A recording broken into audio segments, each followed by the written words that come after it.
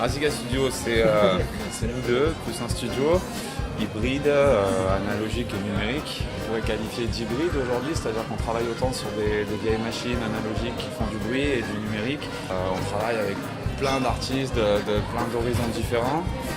C'est assez émergent. Le but, c'est de s'adapter au mieux à tous les projets qui peuvent taper à notre porte. Ouais, on essaie d'être un peu touche à tout et de s'ouvrir un peu toutes sortes de domaines et de projets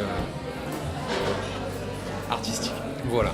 On est dans un univers plutôt agréable pour faire ça, en Cévennes, au milieu de nulle part, dans la forêt. Oui, le cadre il compte.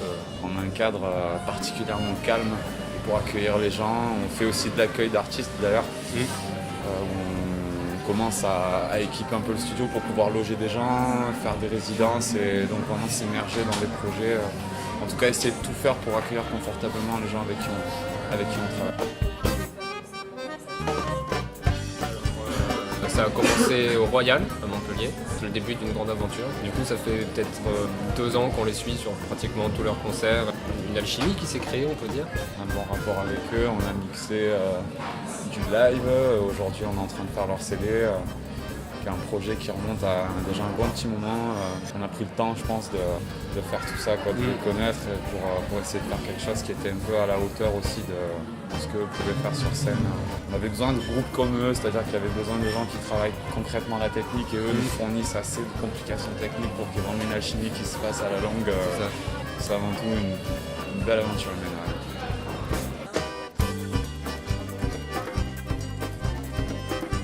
Alors du coup, on enregistre un album d'Enamas Pamous déjà. Après on mixe un petit peu, voire Parce qu'il y a beaucoup. quand même beaucoup de pistes, beaucoup d'instruments. Et on va masteriser cet album. Trouver une couleur générale qui lie tous les morceaux et qui fasse quelque chose de cohérent. Puis le Très vite, presser ça va partir plein en de message, fois, et puis ça va partir dans le monde entier. Voilà. Normal.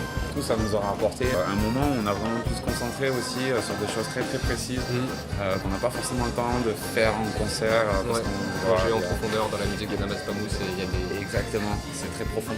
Voilà. On espère que ça va être quelque chose de très très très sympa à écouter et à voir aussi parce qu'il y a plein de choses visuelles autour de l'aspect musical du Voilà. projet, quoi.